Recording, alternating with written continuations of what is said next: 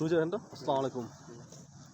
আজকে আমি সজীব ভাইয়ের সাথে দেখা করলাম ইনশাল্লাহ। খুব ভালো লাগতেছে দেখা করার পর। সে আমার 2017-18 বেস্ট সিভিল ফ্রেন্ড। ও ওখানে আসছে আমার খুব ভালো লাগে, কারণ উনি একসাথে আমি ছিলাম পার্বতীপুরে খোলাহাটিতে, এবং ওনার সাথে দেখা করে আমি অত্যন্ত আনন্দিত। আল্লাহর কাছে লাখ লাখ শুকরিয়া আদায় করি। আলহামদুলিল্লাহ। দুই ভাই আমরা একসাথে একটু ঘোরাঘুরি করতে পারতেছি।